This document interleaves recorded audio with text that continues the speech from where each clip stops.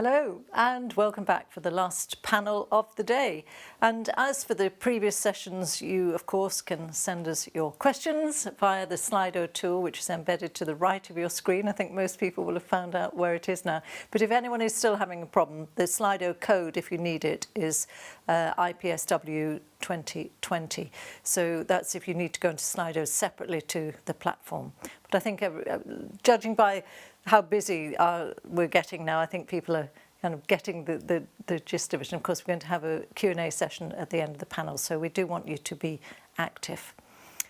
So this session is best practices in product recalls, and there are already a number of excellent initiatives out there to make recalls more visible, transparent and straightforward for consumers. So we're going to hear some examples of best practices and see the impact that they've had on the recall process. So I want to introduce our panel to you now. We've got Paul Hyde, who is the Chief Executive of AMDA, the UK Association of Manufacturers of Domestic Appliances. Welcome to you. Lauren Bell is the CEO of Whistle Product Safety and Recall App in the US. Hi, Lauren. Good to see you. Nancy Cowles is the Executive Director of Kids in Danger, known as KID. I like that acronym. It works so well, doesn't it? KID. Also in the States, it's a non-profit which is spreading consumer alerts. Sammy Gabriel is Distinguished Engineer for the Vodafone Group, and we're going to be talking with Sammy about a prototype IoT-driven product recall system. So it's good to get into the tech side of things. And Olivia Prontou is from the French startup Spread & Cole. And this is all about launching a digital platform to help companies recall products across the supply chain. So this is helping companies bring about a recall, which can be a very complex thing to do. So looking forward to what you've got to say, Olivia. So, and of course, Oshi is with us again. Oshi Soba, who is Deputy Head of Product Safety Unit at the Commission. So good to see you again. So let's start in the UK then, and we're going to hear about the Register My Appliance website, which was from AMDA, and it's, I think, the only industry-wide registration scheme in the UK. Paul Hyde, tell us more about it. Yeah, thank you, and good afternoon, everybody. So what I wanted to do is start the session by just running through an initiative that we've been running in the UK now for just over 6 years, and how we've gone about encouraging people to register. Hopefully we'll get some slides up on the screen very soon, and then we'll be able to go through those slides. There we go. So basically, Register My Appliance is an industry general agnostic platform run by us as a not-for-profit association, and was set up with a number of aims. Next slide, please. I think the key thing was recognising, and I think it's been covered by the first session today, that the biggest challenge on recall is actually locating and contacting the customers, the households that have the products. Because customers are not tend to motivated to register products always, because they don't perceive appliances. And obviously here we're talking about domestic appliances as unsafe, which they're not. So normally, if we got 30 to 50% of customers registering, we felt we were doing a good job, but that was not enough. So this was really a joint industry initiative of finding a way of raising the importance and relevance of registration to customers across the UK for any appliance they had, and encourages them to register their details purely from a safety or recall perspective. So absolutely not from a marketing perspective, which again we know can be a barrier to encouraging people to register if they think they're going to then try to get sold offers, whether that's warranties or more products or whatever. Next slide, please. The key thing was that we needed to do something that had cross-industry support. So this was launched initially about 6 years ago. We worked with our own government departments who had a joint objective to increase registrations. And what we did was we developed a front end, a website portal, which would then direct people to their individual manufacturers for product registration. Next slide. And the really important thing was we needed to position this as it's not a commercial platform. It's about taking data purely for the purposes of safety or recall. And that's really important in getting the customer's trust. So we really tried to make it clear and we represent more than 90% of the large appliance manufacturers within the UK marketplace, that this was all about purely collecting data in the event that a recall or service requirement related to safety was required. And what we managed to do on that basis, as you can see there, was get the backing of a number of partners from Fire Brigade, from safety charities, from the Royal Society of the Prevention of Accidents, to back this and promote this as a agnostic and non-commercial platform where you, or us as a household, could register our details. Next slide. But the important thing, of course, particularly when you're starting from a zero base, is you've got to tell people it exists. And this is just a window. So the idea is you go through the Register My Appliance portal, you select your brand or your product that you want to register, and then it takes you to that relevant manufacturer's site where you enter the details. So we certainly don't try and own or manage the data. The data is managed by either individual manufacturers or individual retailers. So the people that own the customer, if you like, from a service and support perspective. And again, that's very important. This is just a window. But we did find that you really do have to drive and promote this to make it happen. So as well as when we launched, next slide, please, we also did a number of annual events. And we found it was really important to build a narrative about why this was important without a negative message, because clearly we don't want to sell that appliances are dangerous, because A, they're not, and B, it's really important that we don't have a negative message. So we talked about a number of initiatives which would support the benefits of registering in that unlikely event of you having a safety requirement. Next slide. And we also managed to get a large amount of press coverage on the back of that, with a positive message around registering your appliance. The key thing, next slide, is you've got to keep these sites fresh. Next slide, please.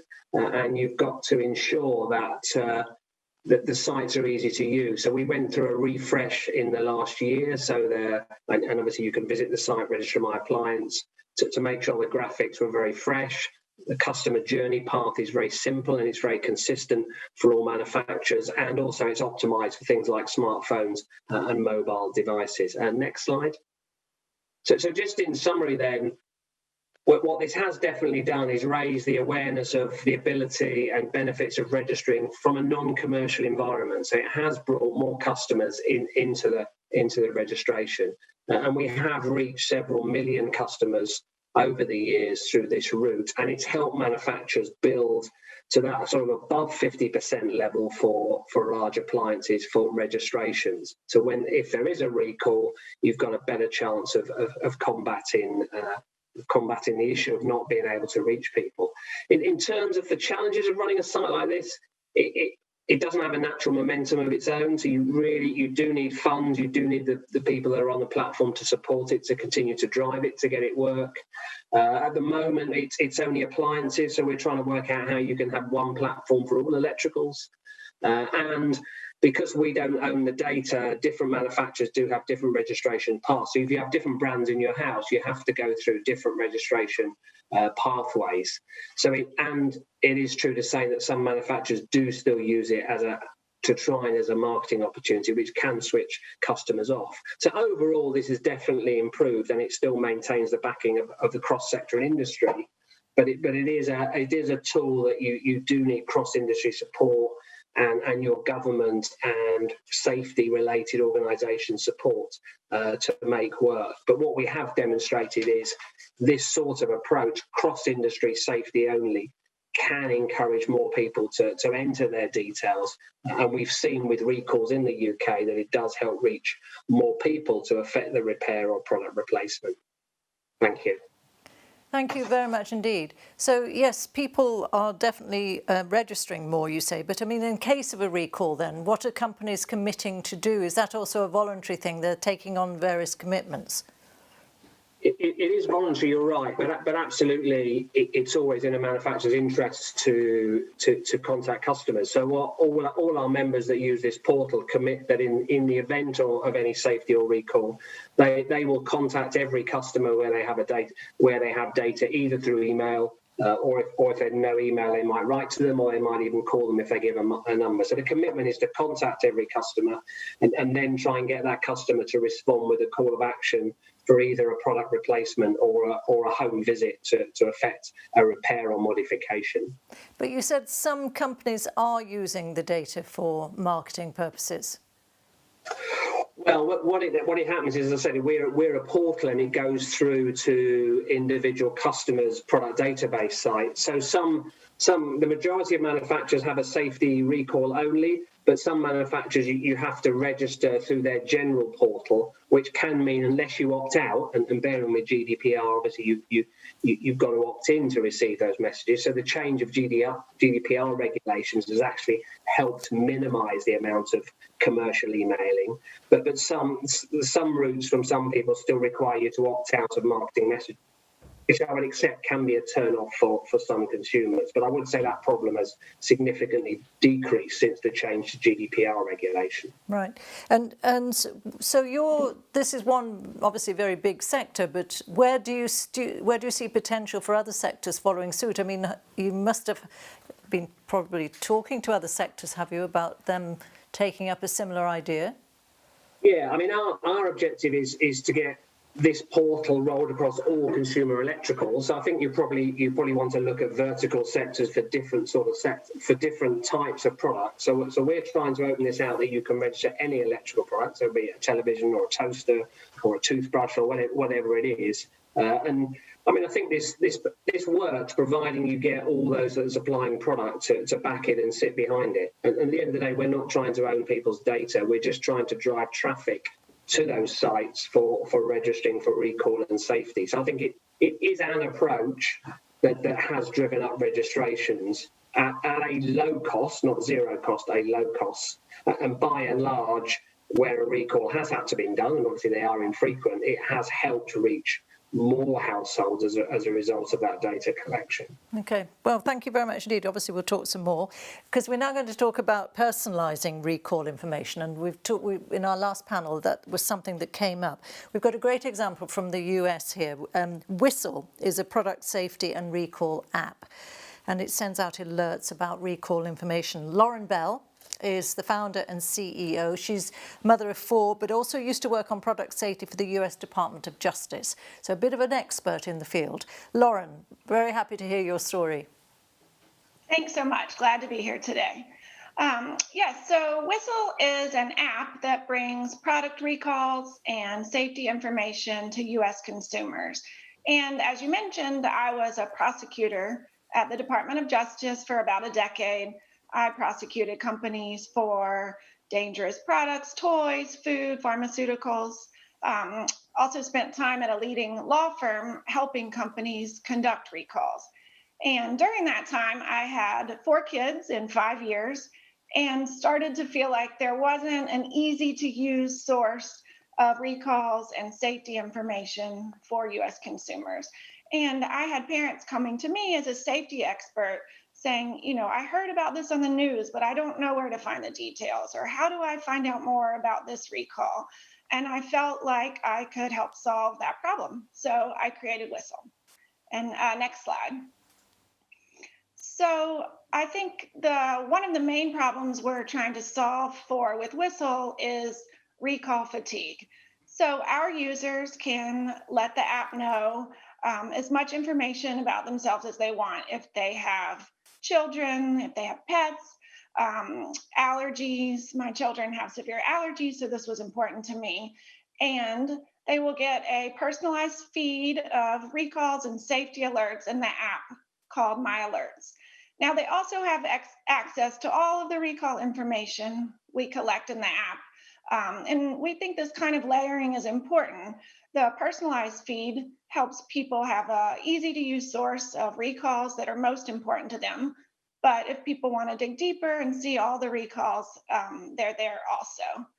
And I think the thing I'd like to talk about today that can be helpful to others is when using an app, we can collect a lot of information about what people are responding to when they see recalls. So we can do a lot of A/B testing, and we have in terms of headlines or images, and we can see, if people are clicking on one type of information more than another or spending more time there. And so we can really learn some lessons. Next slide. And so when a user uses our app, on the left, you'll see they get their personalized feed of recall information. And again, here we're really trying to layer information for them. So they see a brief headline, an image, and they can figure out, okay, does this apply to me or not? And it helps sort of with that Snapchat consumer generation of very short attention spans. But if the recall is relevant to them, they can click through to the full alert detail and find out a lot more information that they need to know. And I think in terms of lessons that we've learned about how to present recall information most effectively, you can break it down sort of into visual and textual ways to present recalls. And it's really been fascinating, especially on the visual side. One time we changed a font and it increased our click-through rate by 30%, just because the recall looked more appealing. And I think that's really important to remember, that consumers today, they're very tech savvy. They're used to beautiful design. They see beautiful images on their phone. And when recalls look nice, they're more likely to click through and read them. And also on that point about representing recalls visually, I think the images of the products are so important. And this is one thing I find frustrating, at least in the US, is oftentimes when recalls are conducted, companies will provide pictures of the product that are like a crumpled up bag that you can barely see. And I really think that when companies are recalling a product, their image should be at least something they would use in marketing materials. It should be something appealing to consumers that makes them want to find out more. And then in terms of, the text and what we have learned there, really headlines matter. We started the app with just the name of the product and the brand, but once we started making our headlines just a little bit more informative and sometimes fun, the click-through rate really increased. And I think in terms of presenting the actual recall information, I know recall notices, I've drafted them for companies for years. They have to include a lot of information, but when presenting recalls to consumers, it really needs to be extremely straightforward, not too much jargon, easy to understand. And we finish every recall with a what to do section, so consumers, know what to do. Another change we're making to the app just based on consumer request is we're going to add another line to our initial alert page with headlines with just a little bit more information about the recall. People's attention spans really are short. I mentioned that earlier, but if we can give them a short, concise description that lets them know if this applies to them or not, I think we can increase the likelihood that they're going to stick with this and that they're going to keep using this app because it's really useful for them. And that's all I have. Thank you very much indeed. So your raw material, if you like, the product recall information that you're getting from the sources, is that still as complex and as difficult to deal with? And you're basically reinterpreting it. But do you see any changes in companies' approach, in the years that you've been working in this area? Yeah, I think the CPSC does a good job because they work with companies to draft the releases that go out. And so their language is more clear. And I think they've done an increasingly better job over time of making it a little bit more consumer friendly, and the images are better. Some of the other agencies in the US, companies just issue their recalls without much input. And sometimes they're very difficult to understand.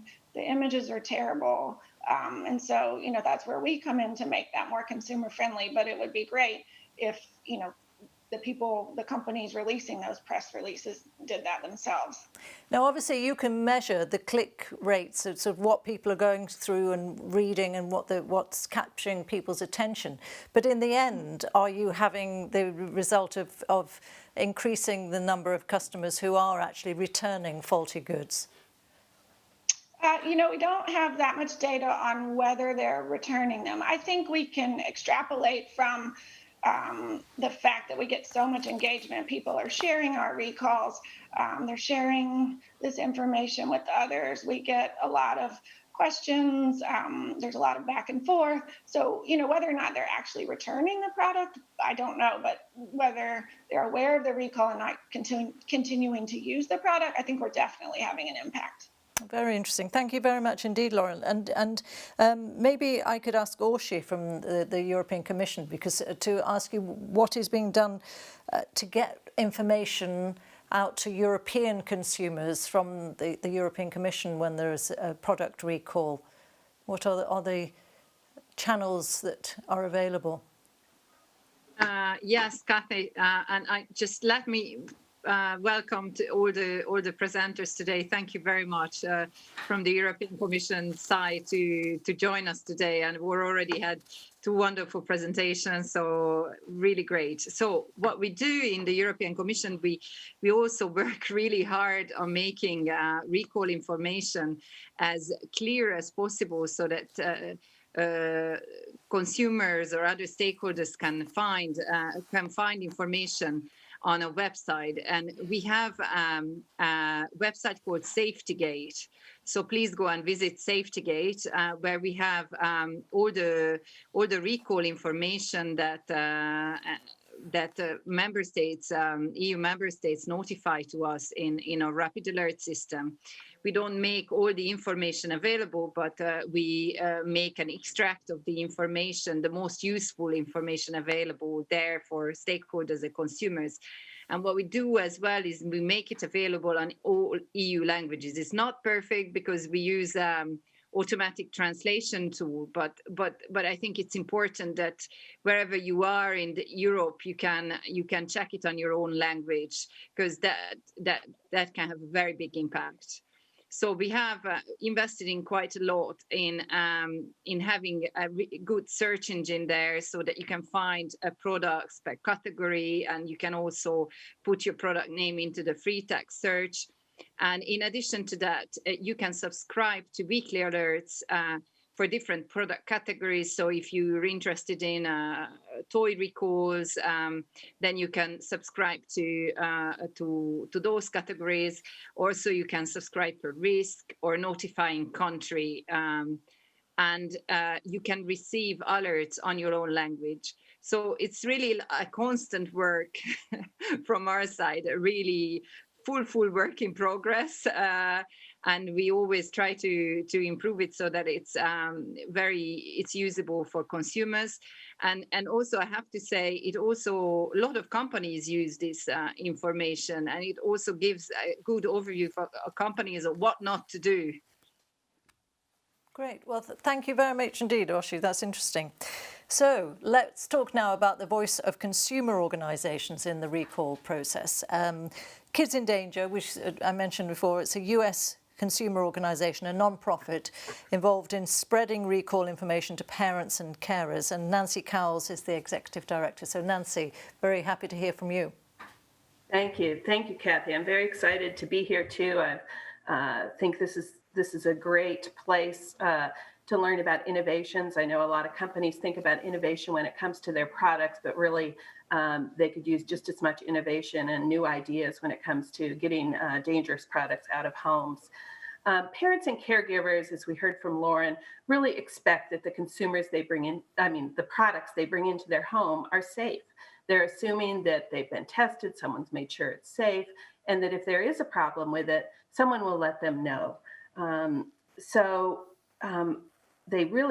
That is not the case in many situations, and dangerous products remain in consumers' homes. A good example is the founding of KID. KID co-founders Linda Ginzel and Boaz Kaiser were the victims of this kind of incident when their son Danny was killed in a mesh-sided portable crib in his childcare home. Danny was just 16 months old, woke up after a nap, and went to pull himself up on the side rail, which unfortunately collapsed into a V shape, strangling him. At first, of course, they thought it was just some horrible freak accident, until they learned that the crib had already killed 4 other children in the very same crib and 7 others in play yards that used the same rotating side rail.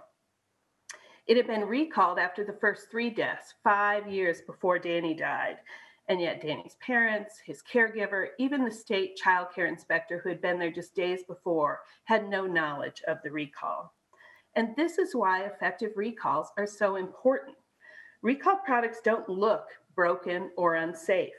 Without notice from the company or a regulator, parents would have no way to know that what they're using is a recalled product. Unfortunately, the rate of return in most children's product recalls in the US has not budged from the 10 to 20% number that was common when KID was founded 20 years ago. I'm excited to hear these new ideas presented today and know that we can all work together to learn new ways to make sure parents not only learn of recalls, but are motivated to take action.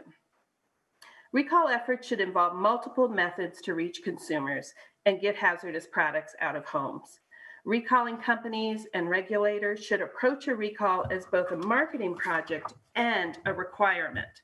Expecting and requiring a robust response will lead companies to be creative and develop new communications and new incentives for consumers to participate. Consumer organizations like KID can be allies in reaching consumers. We post every US children's product recall on our social media, on our monthly email alert, as well as in a recall digest that you can download from our website. I know Safe Kids Worldwide and other organizations do the same. But consumers who listen to the marketing of a company and bought a product do not owe anyone a response to a weak recall effort. They were assuming safety. It is up to the recalling company, retailers, and regulators to make sure that consumers not only learn about the recall, but understand both the action and the importance of participating in the recall. And consumers should be made whole. No inferior product replacement or complicated repair. They must make themselves a full refund, a replacement product or part, or assistance with repairs beyond the most basic should be the norm in all recalls. In addition, an incentive such as a coupon, cashback, or an additional product will help them feel motivated to take the action. So how can companies reach consumers?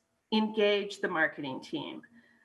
The marketing team knows how to reach consumers when they are selling products, and the very same tools will work in a recall.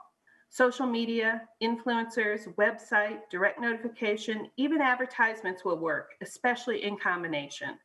For direct notification, use all channels: product registration lists, loyalty clubs, retailer information, other email and mail list. If you have a mobile number, people are much more likely to read a text message than they are another email in their very crowded inbox. Give consumers a way to quickly and accurately get the information that they need to participate. If it's too hard to figure out how you can participate, it's going to be put on the to-do list, which they may or may not get back to. And then repeat the messages over and over, just as when you're selling a product. And that's just the start. As we've already started to talk about, new technology makes it easier to track products, even shut them down remotely when they've been recalled.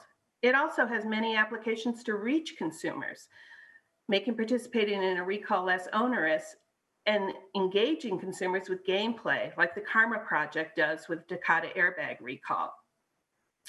But without the pressure to retrieve or repair all products in a recall, too many companies take the easy way out by simply announcing the recall and letting consumers find them. The goal of a recall is not to announce it. It is to get that product out of consumer use, either repair it or replace it. And the work should not stop until that is the case. Thanks. Thank you very much indeed, Nancy. So, I mean, again, mentioning that the company should be using their marketing teams. In your experience, are they doing that, or is it their legal teams, or, you know, what, on the whole, it won't be their marketing teams, I presume? Yes, it is very unusual that a company would take the same efforts to recall a product as they do to sell it in the first place, which is what we're asking for. I most often see the legal teams. And in the US, as opposed to perhaps in other countries, the company really has the upper hand. Every line in the press release is negotiated with the Consumer Product Safety Commission. There aren't key elements that always have to be there, or key actions like using their social media. Kid looked at social media from last year's children's product recalls. Fewer than half the companies even post it on their own social media, and CPSC doesn't even post them on every recall on their social media. That is such an easy thing to do. It costs literally nothing, and yet it still isn't being done. So I think there is so much more that can be done. So companies are afraid of social media, thinking it's going to make too much noise? I think that's it. They use it. They use influencers to build their brand, to sell the products. And we believe that those same influencers could be so effective in a recall because the company has already gotten consumers to trust them with information. So if they talk to you about a recall, one, you're going to take it seriously. And we believe that in most cases, consumers appreciate companies that work hard to get recalled products out of the home. It is not negative advertising to let people know there was a bad product, there was a mistake, there was a problem that came to your attention, and you're going to do everything you can to make your consumers whole. It shows that you care about your consumers. When you do a weak recall, you post it on your website and hope that someone maybe or maybe not can find it. Consumers feel that you don't respect them, that you do not treat them as part of your brand family. And that doesn't help at all. So that a strong recall effort where you actually make consumers believe you want that product back, you want to get that out of their home, is only going to help build a company brand. Now, that might not be true if you continually have recalls, if you're continually putting products out there. But for most companies that have 1-2 recalls in a lifetime of products, consumers are going to appreciate that effort. Yeah, I think it's been shown that companies that handle a crisis well can actually enhance their reputation. So yeah. That's right. So thank you, Nancy. Let's move on to now new technologies. Perhaps we haven't talked enough about the new technologies in general and the use for product recalls. Now, Vodafone recently launched a prototype IoT-driven product recall system to help manufacturers to warn customers of faulty electrical goods. And Sammy Gabriel from Vodafone is going to tell us all about that. Sammy. Hi, Kathy. Thank you very much. We've been looking at how effective product recalls have been, and as Nancy just mentioned, often it's 10 to 20% effective, and that hasn't changed for many years. And the difficulty with getting customers and consumers to register their devices for the fear of marketing or any other reason, it's just unfortunately not happening to the rates that we need. What Vodafone has done is we've developed a small IoT module, which is a very small chip, which can be incorporated into virtually any product. Whether it's a domestic white goods like a washing machine or a tumble dryer, or any other piece of consumer electronics, even pharmaceuticals and food products, it can be incorporated. And this provides a communication channel directly with that device. So in this case, we've got a tumble dryer, which has been fitted with a recall device in it. And at any time that the manufacturer feels a recall is warranted, they can change the status light on that device and deliver that recall notification directly to the device. From a consumer perspective, they don't have to do anything. They don't register their device. They don't need to know the serial number. They don't need a smartphone. They don't need social media. But the recall notice is delivered directly onto that device. Whether they've purchased it brand new from an online retailer, it could be secondhand, it could be third hand. But the recall notice is always delivered directly onto the device. This way, we believe that we can go from a 10 to 20% success rate to be aspirational and look at why can't it be closer to 100%. Not only is this a big benefit to the consumer by managing to get the notification directly to the consumer, and of course, you're only delivering that message to the affected consumers.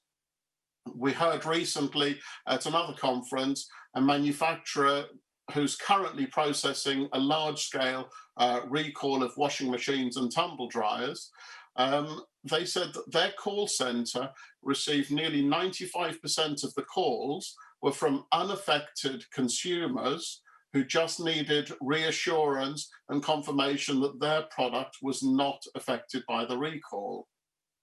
We know that social media and websites and all these other types of marketing are really broadcast systems which reach out indiscriminately to everybody. So I believe that this also has quite a significant impact on the brand image. When you just see the manufacturer's name and safety recall, I believe you've got a mental picture then painted that that manufacturer's products are unsafe. It is not the case. It may be a very specific component in a very specific machine, and it could be a very small number of issues that need to be dealt with. But by using this sort of notification system, where the notification goes directly onto the product, and whoever the consumer who has that product, as I said, even if you've got that product secondhand, if you've moved home since you registered that device the first time, or you've upgraded, or you've got anything else, the notification always is received on the device.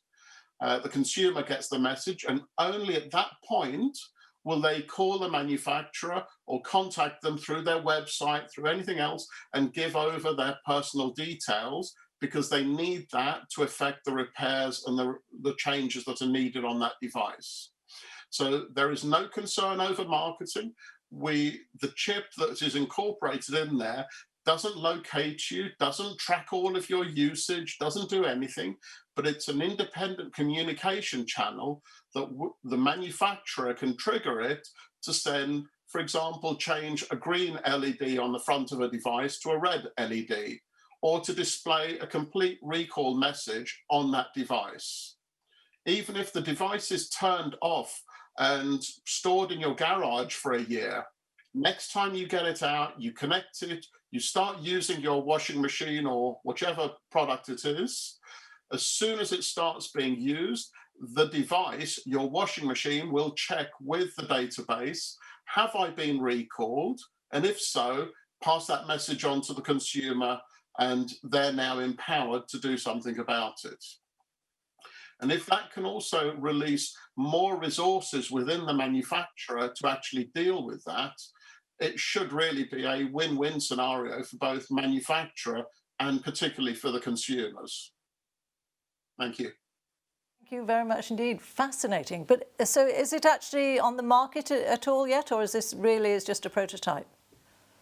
Well, we're now working with manufacturers to do product trials and for them to incorporate it into existing product lines.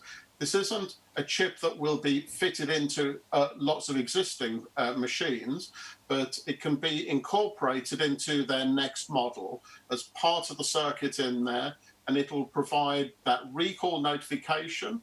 And if they want even more integration, we could do things like, as Nancy mentioned, remote shutdown of a device. If it is deemed to be of great concern, that recall, we could disable certain functions or shut down that device. It's as much integration as the manufacturer needs, but it's ready for them to do those trials now.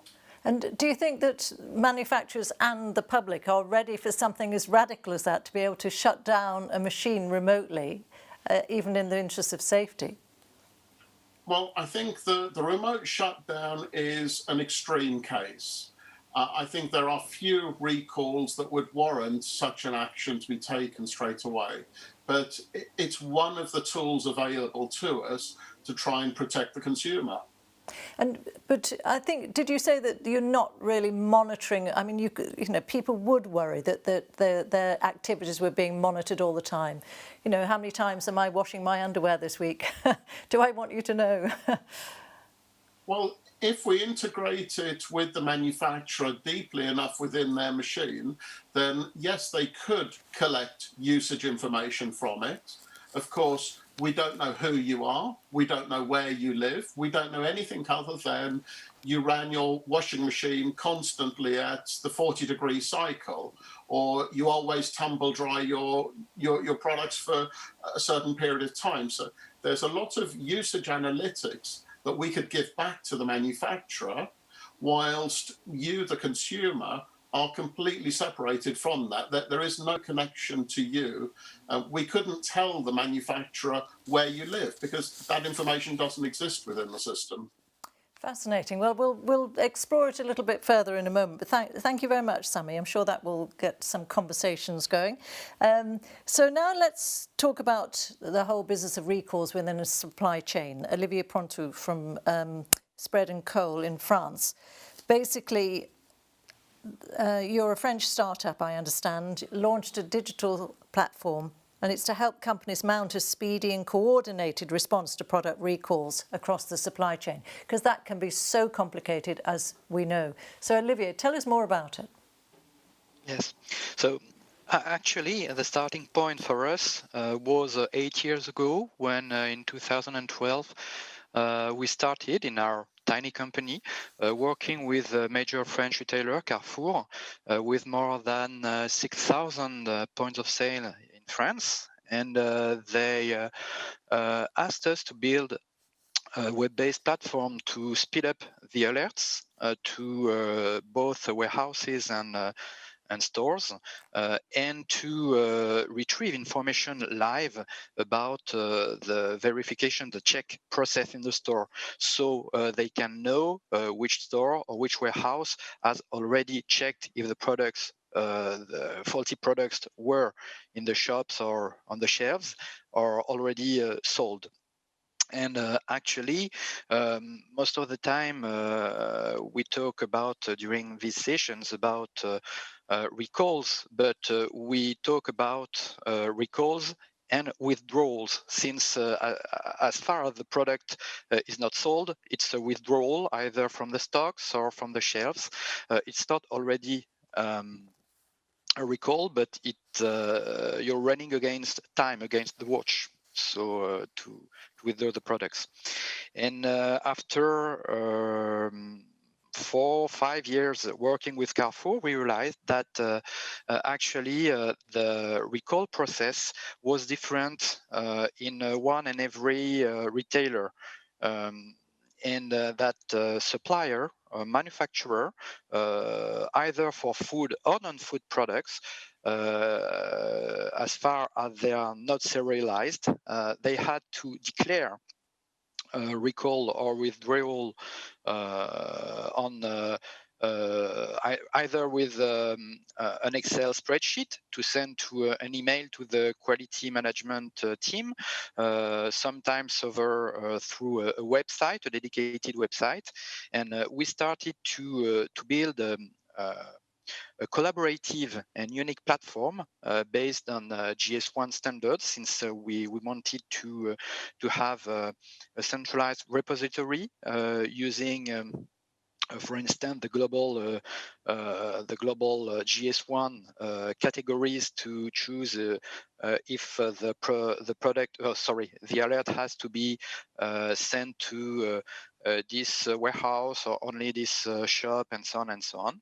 And that's how Spread and Coal was launched in France, something like 2 years ago. And currently we're working on something different, since we are almost ready to launch the platform in different languages, since we saw during the past 2 years that sometimes there are cross-borders recall in Europe, and sometimes the supplier, the manufacturer are French, but they work with German retailers, and the German manufacturers will work with Spanish retailers, and so on and so on. So our purpose is to provide a unique data model, a portal to help all stakeholders to work together, so they can act fast to with efficiency recall the products. Can you move next slide, please? as you can see, when I talk about all stakeholders, we include the public authorities, the governments, and we include also insurers, which are actually, in most cases, the stakeholder that will pay if we talk about financial and not only safety. And as far as you have different systems, if you are not able to measure, to count, and to be sure you talk about the same thing about liabilities, responsibilities. Well, I want my retailer, my customer at this time, and this is the retailer responsibility for not spreading the alert as fast as they could have. This is a very important information to share and to be sure to talk about the same thing. So Spread and Call's hub, the supplier's hub, it works like this. Quality manager at the supplier can share instantly information with their sales team to go to the field and check with the quality team at the retailers, and the retailer they choose to spread the information and to target warehouses and point of sales regarding rules different in every retail organization, so they can be sure they will target the good points of sales and not the wrong one. In order to avoid to get too many false positives, if you see what I mean, because on the field, in the stores, there is nothing worse than getting too many alerts. The first one, which is a false positive, the branch manager in a small store, she or he will be precautious. He will act quick. At the second or the third one, he will not be as careful as he or she were in the past. So we have to be very careful with all this. And in the end, well, maybe we could work with some of the other speakers, since we aimed at sending the information to the media or the consumer organization. Next slide, please. And as I was telling, we rely on the GS1 and also another company which is called Alchemix to build to share the same product categories vision. And once a supplier manufacturer declare with a single entry on our website, the alert can be broadcast, spread to in different languages, in German, in Italian, English, and so on, to Carrefour, Waitrose, Marks & Spencer, for instance. And all the retailers will get a standard document using the common Excels, PDF, or Word documents, but we can also connect our platform through web services, APIs, to external systems and the retailers' systems, so they can maybe use the marketing applications, as you told earlier, so they can use the cards, the customer cards, for instance, to warn them, and the data also goes to mobile apps for the sales force, so they can know on the field, on their territories, which store has already said, okay, I'm okay, I have no faulty product, or which one hasn't sent back any information, so the sales force can go and check by themselves. So how do you measure your success? I mean, do you have cases where you're able to say that we could speed up a recall that would have been far more complex without our service? I mean, how are you assessing your success? So the platform, the Spread and Call platform, an open platform, is was born just a few months ago. So it's brand new. We have one retailer, as I told you, but we've been working with them for several years with their own platform we built for them before, and we work with an organic cosmetic and food company named Léa Nature in France. And for the recall or withdrawal processes we run for Carrefour, I can tell you that something like 90 minutes after level 1, I mean very important issues with health consequences within 90 minutes where after a manufacturer or supplier warns Carrefour quality teams, the alert is broadcast to sometimes 4,000 out of 6,000 points of sales, the good ones.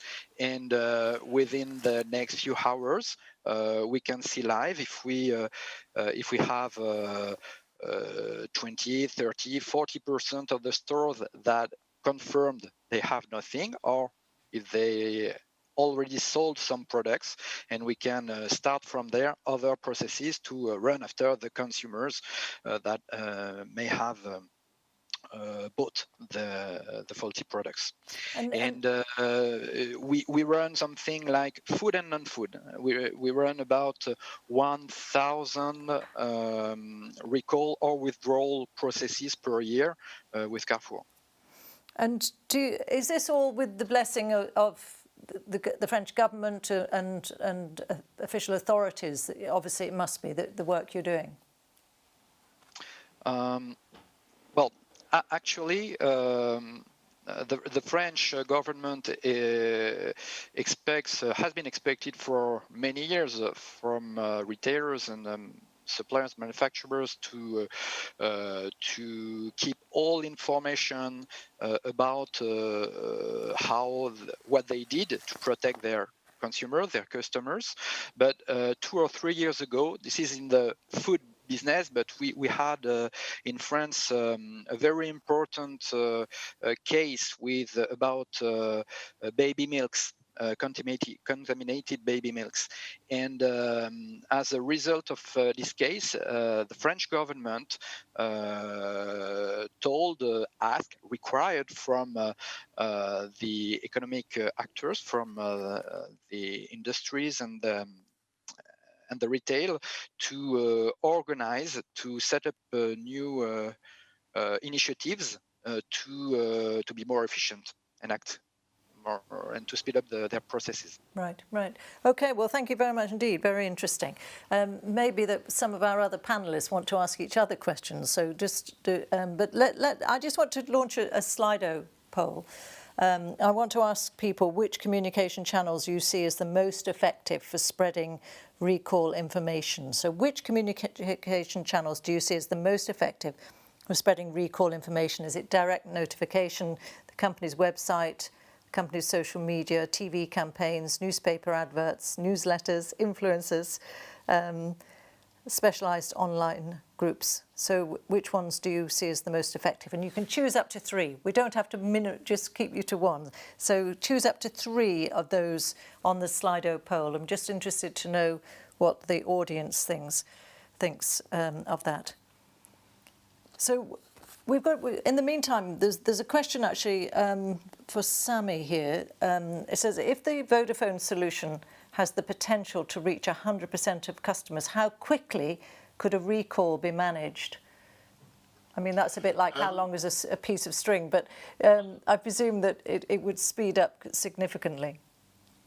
Well, yes, Ken. Certainly, if we've heard about recalls that can run for months or years, if a manufacturer wanted to recall a range of products, we could virtually do that overnight. If you wanted to issue a recall notice or change an LED from green to red on 100, 1,000, 1 million washing machines overnight, you could do that. We wouldn't necessarily want to do that overnight. So if the manufacturer's call center is staffed by 50 people, you don't want to have 1 million consumers being notified in the morning, your washing machine is faulty, please call the manufacturer, and they all spend the day on hold. So we can manage the flow of those recall notices and to be very precise in them. So we can affect the rate at which recall notices are issued. And as I said earlier, we've got an audit trail to know that those messages were delivered. And we can also, roughly with a geographic distribution, we can prioritize the recall notices in, say, one part of a country to another, or even cross borders if necessary, just to be in line with the resources that the manufacturer has to address those recalls. Right, okay, thank you. Just looking at the Slido poll, which communication channels do you see most effective? 93% say direct notification, that's email, letter, phone, internet-connected devices. 44% say companies' social media. 27% say the website, TV campaigns. What would you say, Nancy, on this? I agree that direct notification, directly reaching the consumer who you know has your product, is going to be the most effective way to give them the information they need to participate. You can even, if it's a letter, you can even send along the reply envelope that they need to send something back, links in the email or other ways. So I think direct notification is best. But because products don't always stay with their original owner, especially children's products that we work on, they're often passed along. In many cases, if that person gets it and they've passed it along to a sister or a cousin, or, they will definitely follow up with them. But in many cases, they've sold it at a garage sale or something. So I think that's why social media is so important. I mean, there are many different ways to measure social media use, but when you look at young parents, they are on social media. And so it's a great way to reach the ones that maybe don't get the direct notification.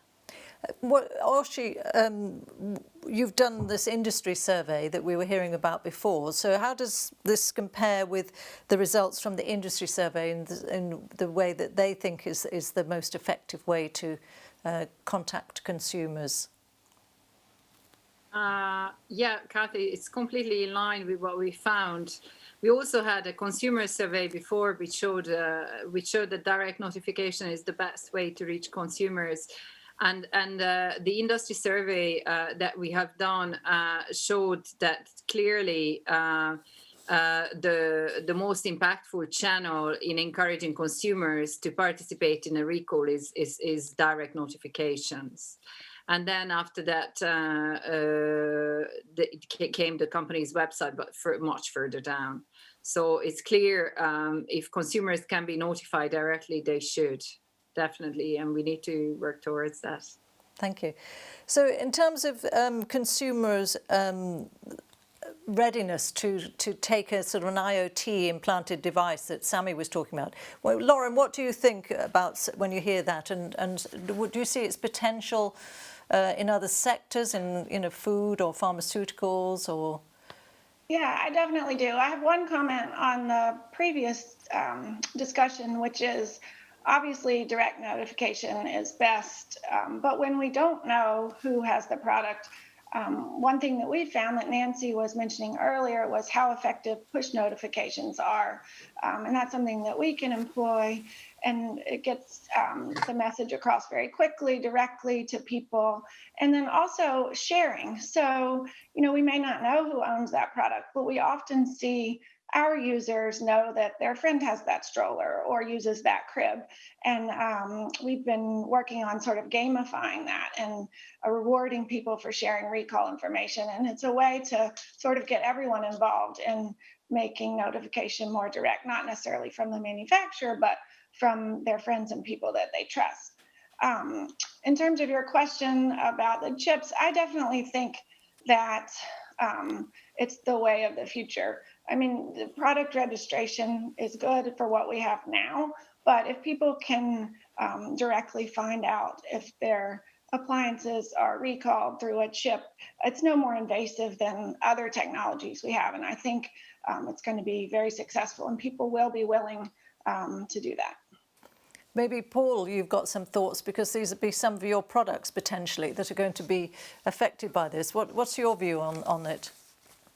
Yeah, I mean, I think the answer is a blend, isn't it? There's no doubt that direct notification it works. However, I would say, so there was a washing machine recall in the UK over Christmas, and what that manufacturer found is even when you contact people and they respond acknowledging that they've got the product, and you offer them a free one and offer to go and deliver and install it at a time convenient to them at no cost to them and give them a new machine, it was amazing how many thousands of people refused to actually close the loop and confirm the process of actually getting it replaced. So even when you were talking to them and offered them a new product completely free of charge, it's surprising how people get distracted and don't actually close the loop.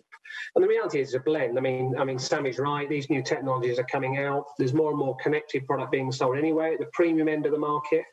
So once a product is connected, you can manage software uploads if that helps a problem. Or, I mean, there was a great case study with Samsung and mobile phones where they did actually shut the product down eventually if people didn't respond to a fire risk. So but of course, every mobile phone in use is connected, so you can get to it. But you'll never be one size fits all. So I think more products connected is one. But we still need the social media approach, and we've still got to look very carefully at how we manage the message. How do we get people to respond? Because we know from real examples that you can reach people, and they have been reached, but they still don't respond, even when their only action is to allow you to visit them and carry out the replacement or repair. So there's still driving this motivation to get people to act, even if you offer to do everything for them. So, and the other thing is, in the UK alone, there's over 100 million large appliances already in homes. So if you roll that up globally, you're talking of billions of appliances already out there that would take a long time to replace with new connected products. So we have to think about a mix of approaches that really is around trying to collect data where we can, and then different forms of reach to raise awareness where we can. It's we're trying to balance, we're trying to spin a number of plates at the same time, I guess. And there's no one solution, but there's many solutions that we jointly have to try and implement. But Nancy, when we talk there about motivating consumers, do you think too much emphasis is being put on consumers? That I mean, I think you mentioned before that it should be the retailers, the manufacturers, the others taking more responsibility than the consumers themselves. How do you get that balance right? Because everyone has to be involved in the end. That's right, and as Paul mentioned, the consumer has to participate in some way. There's no way to do it without the consumer's involvement.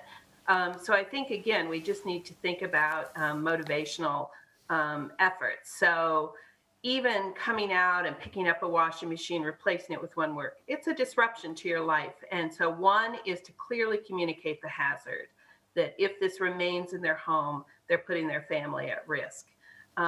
Will help, I think, somewhat with that. But also then, as I mentioned, I think rather than simply, because it is a disruption, they're getting a new washer, they have to deal with, being home when someone's there, which unfortunately now is not that hard, but at other times it is.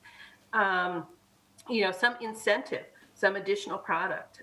So you're going to replace the washing machine and you're going to give them a month's worth of detergent, or some way to incentivize the consumer to do it. Remember, the recall they have no fault in the recall. They bought the product that was marketed to them. It has a problem. So even though it feels like there's too much emphasis, or that I'm putting too much emphasis on the supply side of this, I think that you have to incentivize. You would never expect a consumer to buy your product just because you told them about it, right? You have to do that extra effort. Right, okay. There's a question here for Olivier. The question is, are there any legislative barriers to your activity? are there aspects of legislation you would change to facilitate recalls? And maybe the second part of that question I could put to some of the other people, but in your case, Olivier, are there any legislative barriers to your work? No, we don't see any legislative barriers since every retailer, every manufacturer, they already should speak together to warn each other when they share an issue, when they share a problem. Actually, across Europe, they don't speak often the same language. As you can hear, the French people don't speak perfect English all the time. But moreover, even in one country, it takes a lot of time. So after all, what we do is not pure innovation. It's well, we speed up an existing process by digitizing it. Okay. I would like to add something after Nancy. I really do think that now, after 2 or 5 or 10 years of corporate social responsibility wave coming to most manufacturers, most businesses, and so on, that their customers, the consumers, are ready to see value, interest, in confidence in the brands they choose, because they are confident in the fact they will be want if there is a problem, if there is an issue. And this is a very important value that businesses should understand now. So that trust on both sides, and businesses understanding that their reputation is at stake if they don't deal with the whole recall issues in a responsible way. Yes. People are building their reputations around that, yeah. So, Sami, going back to your tech approach, do you see the potential then for this to be moving it more into other sectors, away from white goods, away from washing machines, and going more into foods and pharmaceuticals and things? Yes, certainly. This can be very easily adapted for other sectors. One of our pharmaceutical customers asked us, for example, how to be able to recall pallet loads of medication that if they've either been mistreated during the supply chain or something has later been known about them, they can recall an entire pallet of pharmaceuticals without even having to interrogate exactly what's within the pallet. So we prototyped a wraparound system, almost really a banding system, that a warehouse operator, before they just pick up the whole pallet, they already know it's a recalled product. They don't know what's on the pallet, but they know they cannot add it to the supply chain because it's been recalled.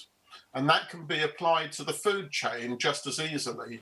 If meat products, dairy products, anything else needs to be recalled in an urgent manner, you can instantly recall everything that's been tagged. Wherever it happens to be along the supply chain, it could be on the shelf in the supermarket or still in the distributor's warehouse on a pallet, but the notification gets there and you know that it's got there.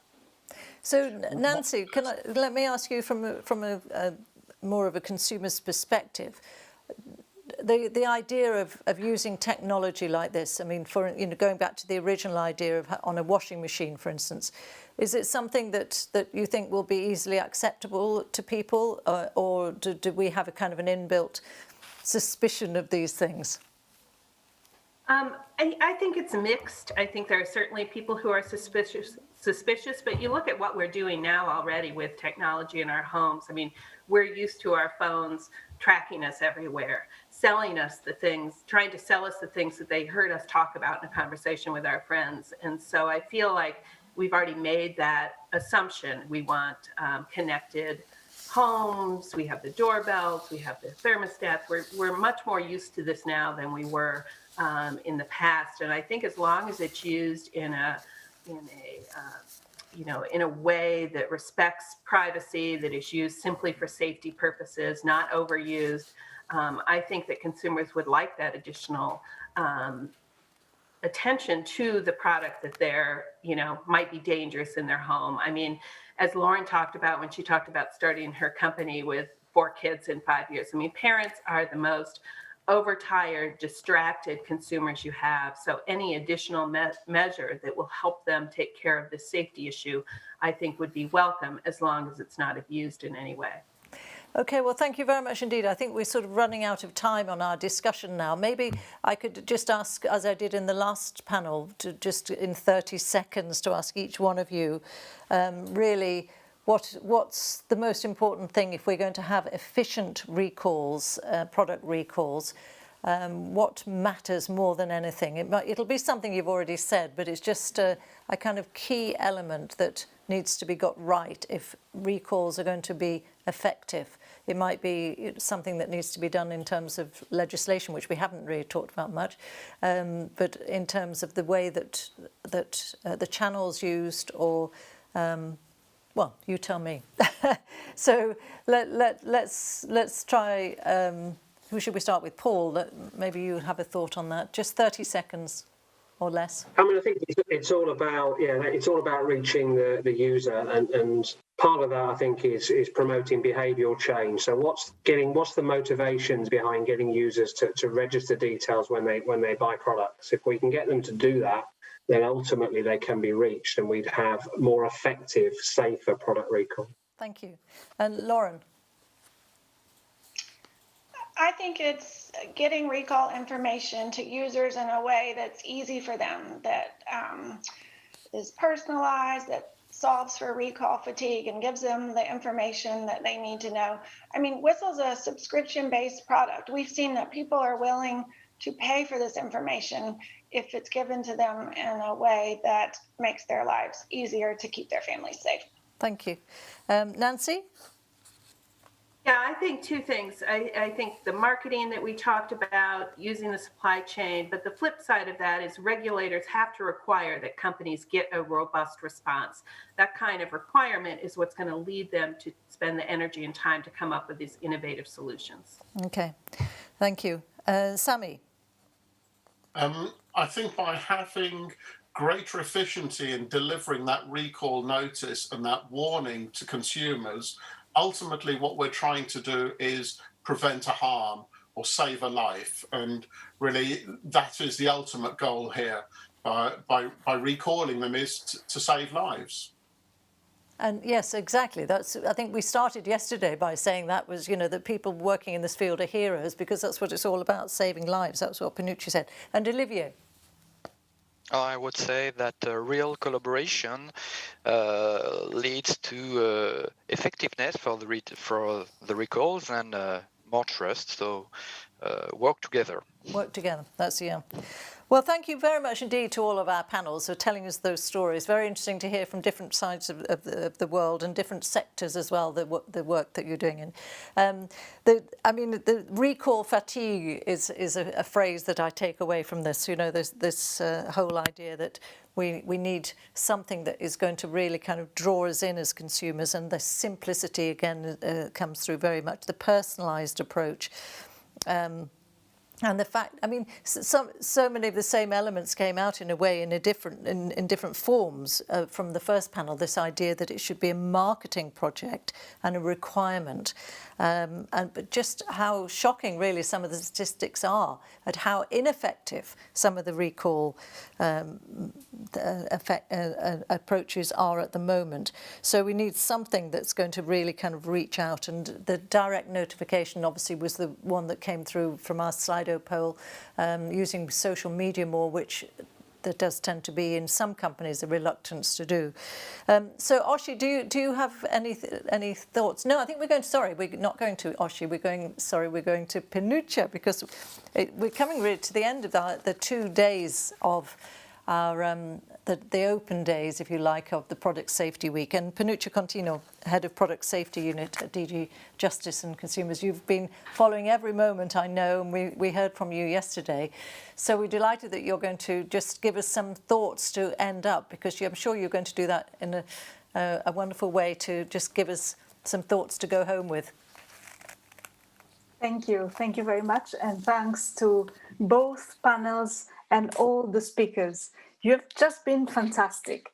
I was listening and getting all your insights, exceptional insights. I'm sure all the people in the audience will agree with me that today we have made incredible steps forward by bringing forward and sharing among this great audience of more than 520 experts in product safety all around the world, new knowledge, new data, new ideas, new business models, innovative approaches as far as recalls and the effectiveness of recalls are concerned.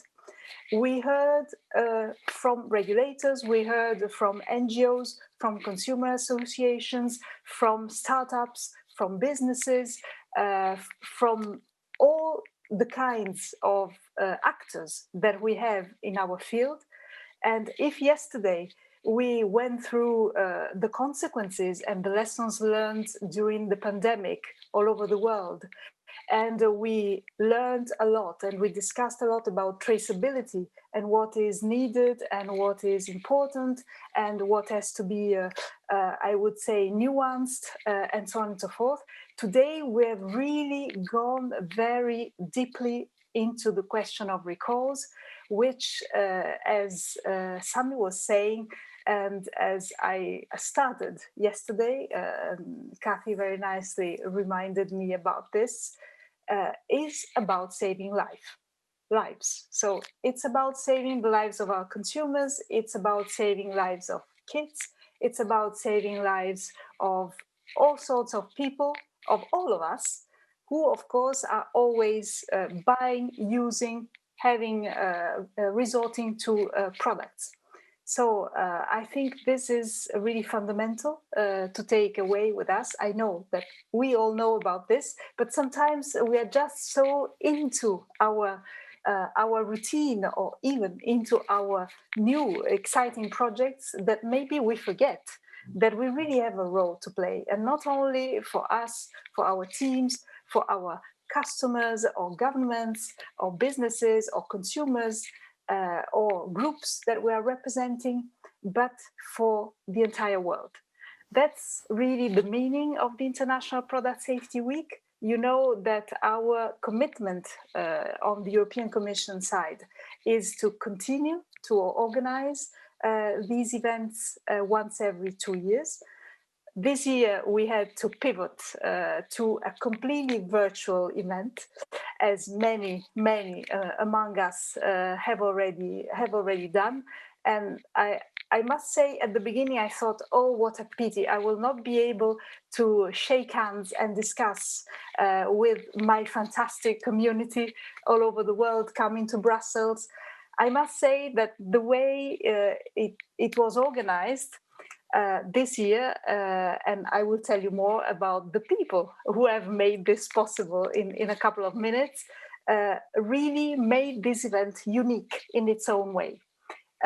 We have seen all the questions coming through Slido. We have had incredible speakers from all over the world, probably also because it was a virtual event. So let's not forget this, that maybe some of you would have not been able to join us in Brussels. So this has given us a fantastic opportunity also to discover new actors, new great heroes who somewhere in the world are working, like all of us, on product safety to increase the safety of our consumers. So before I get too much carried away with all this, I should also remind everyone of something that happened yesterday in the morning. The Commissioner hinted at it, and I think it's very, very important, and it's also symbolic that it happened yesterday, just before the start of the International Product Safety Week. We had the extension of the Product Safety Pledge to 2 more online platforms, eMag and Bol.com, who are adding their efforts to the efforts of other 7 major and global platforms who already signed the pledge since 2018, to make sure that they do even more than what the law is obliging them to do, to keep our consumers safe when they buy online. And online has been another of the common threads in these 2 days. Because of this, I also wanted to share with you another very, very nice and important initiative, which is an initiative that happens every year. And this year, particularly, it will concern toys sold online. I mean the launch of the new communication campaign on product safety organized by the OECD that will start online, that too, on the 20th of November. So please follow us, retweet, use all the visuals. I think it will be in several languages too. You talked about the importance of languages in recalls. Also for communication, of course, please follow us. The hashtag is Safe Toys Online, or in one word. So from 2011 on, 20 November on, be with us and with our friends of the OECD. So last but not least, to conclude this second day of the International Product Safety Week and the public part of the International Product Safety Week, because we will continue on Thursday with regulators only, with a joint panel with UNCTAD, for which I'm very excited and thrilled. But for all those who can't follow us on Thursday, I really wanted to close today with a huge, enormous thanks to all the people who have made this event possible. Of course, starting with Kathy, with her incredibly professional and really tip-top moderation. Thank you very, very much. To our contractors, Annalisa, Sophie, and their team. And last but definitely not least, to my fantastic team. Between yesterday and today, just to mention this, I've had so many messages and testimonials of congratulations and all sorts of great recognition for my awesome team, A-team, great team, dream team, all sorts of fantastic recognition, starting with Oshi, who is my deputy head of unit, and you all know her.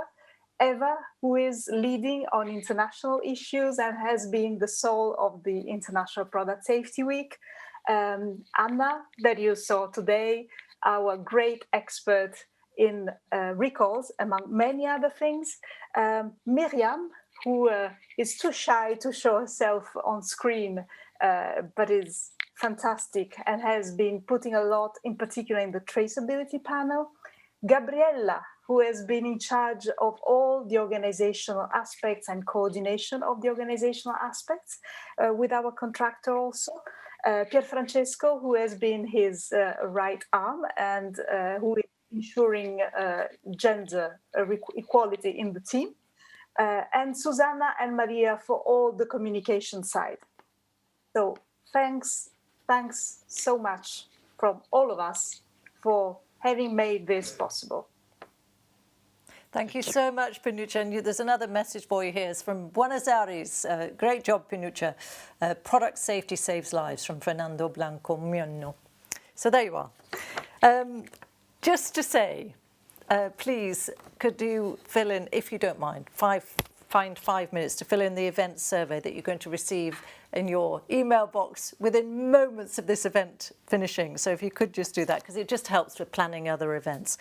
Remember, there are networking opportunities straight after this on the platform now. But as Pinuccia was saying, this is the end of the open sessions. If you are joining the workshop on Thursday. It starts at 1300 CET, so be there sharp. If you have registered for that, I mean, it is for governments and regulators, but check in my agenda that the registration has been accepted. So Panuccia will be moderating those discussions, so I'll be involved as well.